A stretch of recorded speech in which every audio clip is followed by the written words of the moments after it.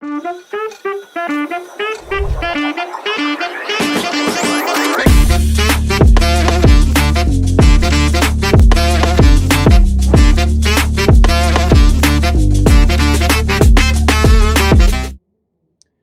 guys, very good evening to each and every one of you. So, welcome to this series by the Law Tales, in which we are catering to the students of Supreme Court Law Clerk cum Research Associate Examination, which will be conducted on 7th of March 2026. अगर आप इस series को religiously follow कर रहे हैं तो इस series में ऑलरेडी 4 वीडियोस आ चुके हैं, जिसमें मैं सबसे पहले स्ट्रेटेजी डिस्कस कर चुका हूं for the entire paper. Second video में हमने ब्रीफ मेकिंग का फॉर्मेट देखा था। थर्ड वीडियो में हमने सैंपल ब्रीफ देखा था with the question.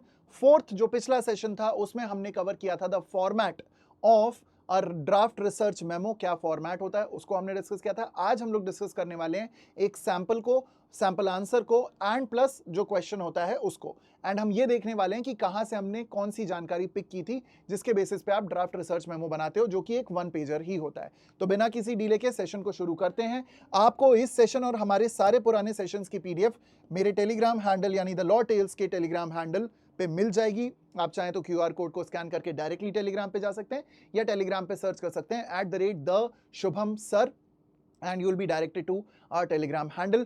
Do join that for all the information relating to all the exams in the field of law, जो कि आप लोगों के लिए बहुत यूजफुल होगा। ठीक, साथ ही साथ में अगर आप यूपीएपीओ के लिए प्रिपेयर कर रहे हैं तो you can join us, you can join the law tales, and आप किसी भी बैच को ले सकते हैं एज पर योर नीड। चाहे आप अभ्यास बैच लें which is the practice batch, या रिकॉर्डेड बैच लें which is the classes batch, और आप चाहें तो रिकॉर्डेड प्लस अभ्यास बैच भी ले सकते हैं, जो कि प्राइसिंग के हिसाब से सबसे ज्यादा कॉस्ट इफेक्टिव पड़ता है स्टूडेंट्स को हर बार। प्लस यदि आप चाहते हैं कि आप जीके प्रिपेयर कर पाएं यूपीएपीओ के लिए, जो कि 22 ऑफ मार्च को कंडक्ट होने वाला है, तो उसके लिए आप हमारे स्पेसिफिक जीके भोकाल बैच को भी ज्वाइन कर सकते हैं। या फिर 18 अक्टूबर का एमपीएडीपीओ एग्जामिनेशन यदि आप देना चाहते हैं तो you can join our advantage batch, या फिर अगर आप एवरग्रीन मेंस आंसर राइटिंग की प्रिपरेशन करना चाहते हैं तो you can join our mastermind batch.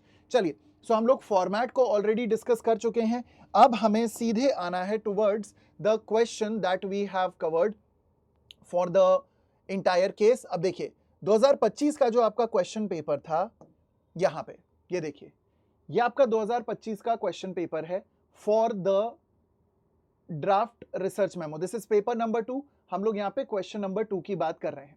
अब देखिए, मैं आप लोगों को यहाँ पे समझाने वाला हूं कि कैसे आप लोगों को प्रोसीड करना है with respect to the question number 2 of paper number 2। देखिए, सो फॉर्मेट हम लोगों ने लास्ट क्लास में समझा था। अब यहां चक्कर ये है कि जब क्वेश्चन आता है तो स्टूडेंट को ये नहीं समझ में आता कि भाई हमें आंसर में क्या और कितना लिखना है। हमें बनाना है एक तरीके का ब्रीफ ही, लेकिन this brief is a research brief.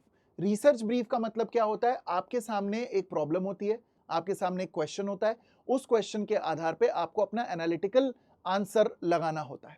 ठीक, सो सबसे पहले क्वेश्चन से जो आप चीजें पिक करते हो वो होती हैं उस क्वेश्चन के फैक्ट से, यानी कि द राइट और the perfect suggestion to solve this question would be to read the facts first. अगर आप फैक्ट्स को सबसे पहले पढ़ते हैं तो आपको ये आइडिया लग जाता है कि the question is talking about what.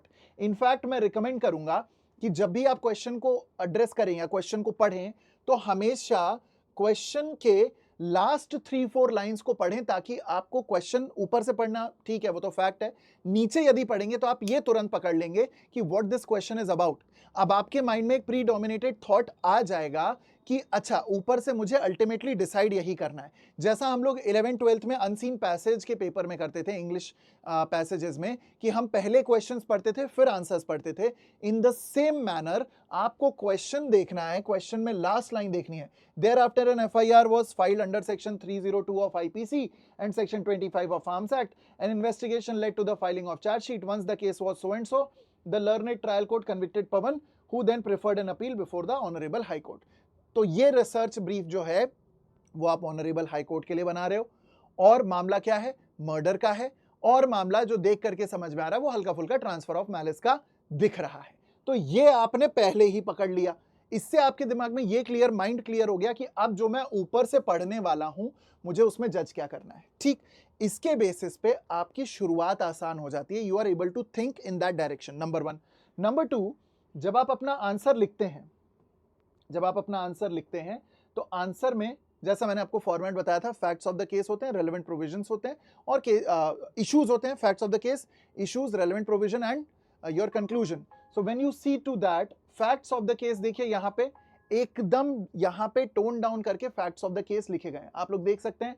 The instant matter pertains to the murder of one Asmit Gogia the deceased, जिसको डिसीज एड्रेस करते हैं हम, by the appellant Pawan, whom the trial court has convicted under 302 and 25, pertinently on 2nd Feb 2012 at about 2 p.m.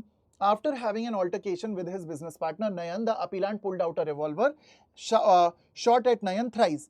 As luck would have it, all the bullets missed Nayan, but one of the bullets hit the deceased in the chest, who died on the spot. Now, if you have been a student of judgment writing or rather judiciary, तो आपको judgment writing में प्रेसी writing, I mean जो paper होता है जिसमें judgment writing, translation वगैरह आता है, उसमें एक प्रेसी राइटिंग का पैसेज आता है। This is exactly what प्रेसी writing is. आपको करना क्या है, आपको क्वेश्चन पूरा का पूरा उठाना है, ठीक। This is the complete question as you may look at it, छोटा कर दें थोड़ा, yes, this is the complete question. और इस कंप्लीट क्वेश्चन का ये आप लोगों का वो है, क्या बोलते हैं, दिस इज योर प्रेसी। समझ में आया? आपने सीधे सीधे ये बता दिया कि पार्टीज का रिलेशन क्या और उनके बीच का डिस्प्यूट क्या, और कोई एक्स्ट्रा इंफॉर्मेशन आपने नहीं डाली जो कि आप लोगों के लिए एनीवेज रेलेवेंट नहीं थी। यहां पे unnecessary date, unnecessary time, unnecessary place के चक्कर में पढ़ने की जरूरत ही नहीं पड़ी। बहुत यदि आपने लिख दिया तो डेट लिख दी, टाइम भी लिखा, लेकिन यहां पे जो पूरी एक्स्ट्रा इंफॉर्मेशन क्वेश्चन में दी गई थी with respect to the date, time, place, वो आपने मेंशन नहीं किया। आप डेट, टाइम मेंशन करें, लेकिन जो एक्स्ट्रा इंफॉर्मेशन है उसमें डिटेलिंग में जाने की जरूरत नहीं है। स्ट्रेंजर और डिक्लेयर्ड डेड ऑन अराइवल, ये सारी चीजें काम की नहीं है आपके क्वेश्चन के लिए, ठीक। इतना बड़ा पूरा फैक्ट है, आपके काम का केवल कितना है, इतना सा। तो ये प्रेसिशन आप लोग के पास अगर क्वेश्चन पेपर है 2025 का क्वेश्चन पेपर नंबर 2, तो उससे इसको आप कंपेयर करके देख लीजिए, you will immediately understand what we are talking about. Secondly, issue for consideration already हमने कहां से पिक किया है, we have picked this from the question itself. Question में ही दिया गया है, prepare a research note on the doctrine of malice और ट्रांसमाइग्रेशन ऑफ मोटिव, यानी कि एक्स्ट्रा कोई हमने दिमाग नहीं लगाया, एज इट इज लिख दिया issue for consideration, transfer of malice और ट्रांसमाइग्रेशन ऑफ मोटिव, खत्म। कोई एक्स्ट्रा यहां पे 4-5 लाइन डालने की जरूरत नहीं है, this is a one pager. Next, relevant provision and case laws. So like I have said in the previous video, अगर आपने देखा हो तो उसमें भी मैंने बताया था कि आपके पास प्रोविजन के नाम पे बहुत एक्स्ट्रा डेटा होगा। जैसे यहाँ पे आप लोग देख सकते हैं, कल्पेबल होमिसाइड है, मर्डर की डेफिनेशन है ना, ये पूरी डेफिनेशंस होती हैं, पूरा जजमेंट का एक आपके पास ड्राफ्ट टाइप का सॉर्ट ऑफ चीजें होती हैं। मल्टीपल जजमेंट्स का आपको डेटा दिया होता है जो आपके बहुत काम का नहीं होता है। देख सकते हैं आप लोग, मर्डर, फिर उसके बाद transfer of malice, punishment, and then these are judgments जो कि बिल्कुल भी आपके काम के नहीं है। सी दिस, ये आप लोग देख सकते हैं, अशोक सक्सेना का केस है, ज्ञान प्रसाद का केस है, ऊपर निकला, इसमें ये पूरी जजमेंट्स दी हुई हैं which are of no bloody use to you. आपको इसको देख के नहीं घबराना है, आपको मेनली प्रोविजन देखना है।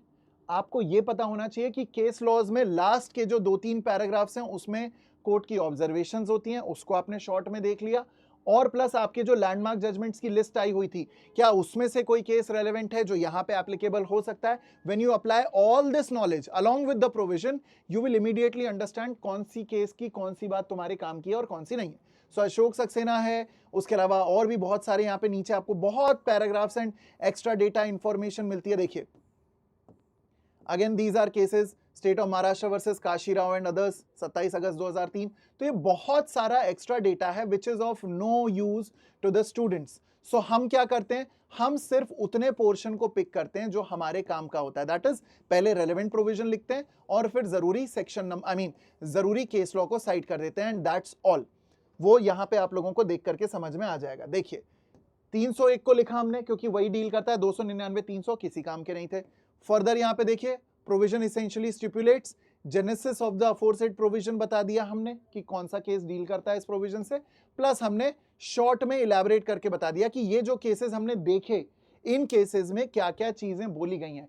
देखिएगा, कई बार ऐसा होता है कि जो जजमेंट्स नीचे आपको दिए होते हैं ना, उनमें फैक्ट्स को रीट्रेट ही किया जाता है, मतलब ऑब्जर्वेशन रीट्रेशन में होती है। जैसे ज्ञान प्रसाद का केस है, ज्ञानेश प्रसाद का केस है, उसी केस के बारे में अशोक सक्सेना में भी बात हुई है, उसी केस के बारे में सुरेश कौशल में भी बात हुई है। तो आपको ये रिपीटेशंस को दोबारा रिपीट करने की जरूरत नहीं है। एक बार आपने लिखा as principle has been further elucidated by the Honorable Supreme Court in the case of so and so as well as in so and so, तो आप ये अलग लिखो, ये अलग लिखो, कोई सेंस नहीं बनता।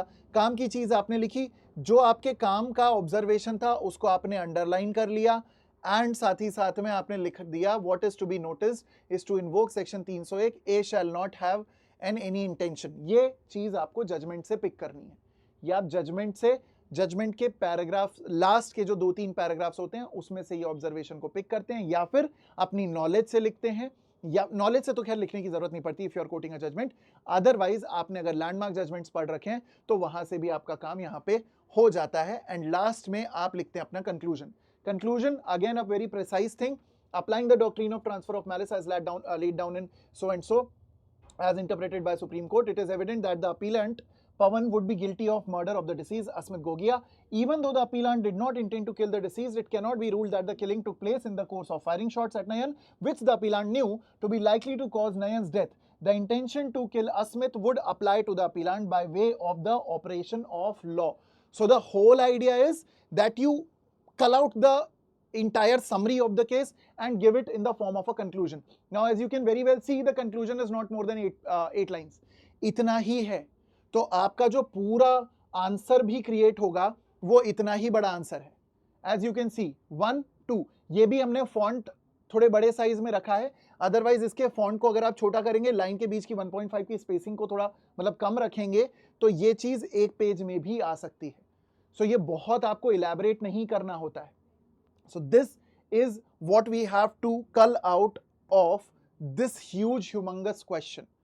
और यदि किसी स्टूडेंट ने इस सीरीज को रिलीजियसली डिलीजेंटली फॉलो किया है, उसको 7 मार्च 2026 को कोई प्रॉब्लम नहीं आएगी, बशर्ते आप इस बात का ध्यान रखें that you are following the format, you are following the samples which are provided, and also you are following the norms जो मैंने आपको रूल्स के माध्यम से समझाए हैं। अगर आपके रूल्स पकड़ में आ गए, फॉर्मेट पकड़ में आ गया, और आपने क्वेश्चन को ढंग से जैसे मैंने बताया, जितना मैंने बताया वहां से पिक करके पढ़ लिया, यू विल कल out the correct information, you will replicate the same in your answers, and you will be selected as a Supreme Court cum law clerk research Supreme Court law clerk cum research associate. आप select हो सकते हो. So all the very best. God bless you. And one more thing, अगर आप लोग चाहते हैं कि इस सीरीज में हम लोग पेपर नंबर 1 को भी एड्रेस करें, if you wish to know that, आप चाहते हैं कि भैया आप पेपर नंबर 1 को भी एड्रेस करिए, पेपर नंबर 1 के भी कुछ क्वेश्चंस लेकर के आइए, पेपर नंबर 1 पे भी थोड़ी प्रैक्टिस करवाइए। If you want that, do join us on Telegram @the sir हमारे टेलीग्राम हैंडल का नाम है। QR कोड मैं पहले भी दे चुका हूं, उसके बेसिस पे आप टेलीग्राम को ज्वाइन कर सकते हो। And do like this video just so that we remain as active, as appreciated as anybody, just so that हमें पता चलता रहे कि आपको हमारा एफर्ट अच्छा लग रहा है। एंड डू कमेंट, क्योंकि कमेंट्स हमने जितने भी पिछले वीडियोस में पूछा था, स्टूडेंट्स ने भर भर के कमेंट्स किए हैं। हमारे ओरिजिनल जो वीडियोस भी थे, जब वैकेंसी आई थी तब के जो वीडियोस थे, उसमें भी स्टूडेंट्स का बहुत सपोर्ट मिला। इसीलिए हमने ये पूरी series free of cost available करवा दी है स्टूडेंट्स को, और ये पूरी प्लेलिस्ट यूट्यूब पे फ्री ऑफ कॉस्ट बिना किसी एडवर्टीजमेंट के अवेलेबल रहेगी। तो आप लोग बड़े आराम से बार बार इस सेशन को रिविजिट कर सकते हैं, पूरी इंफॉर्मेशन को गैदर कर सकते हैं और अपनी प्रैक्टिस कर सकते हैं, और द लॉ टेल्स को धन्यवाद दे सकते हैं। So thank you so very much. I hope you like this series, आपको ये सीरीज अच्छी लगी होगी। डू कमेंट कि ये सीरीज कैसे लगी, और क्या आप सीरीज में हमसे और कोई वीडियोस चाहते हैं, और कोई मदद चाहते हैं, और कोई हेल्प चाहते हैं। और ये पूरी पीपीटी, ये पूरी पीडीएफ्स आपको हमारे टेलीग्राम हैंडल पे मिल जाएंगी। विद दैट बीइंग सेड, इस सेशन को और इस छोटी सी सीरीज को हम लोग यहीं पे रैप अप करते हैं, बट अगर कोई भी एडिशन चाहिए तो कमेंट करके जरूर बताना। Tata, bye bye, take care, बेला चाओ, जियो और जीने दो, and do subscribe to the channel of the law tales for all the updates relating to all the law based examinations in India. जय हिंद।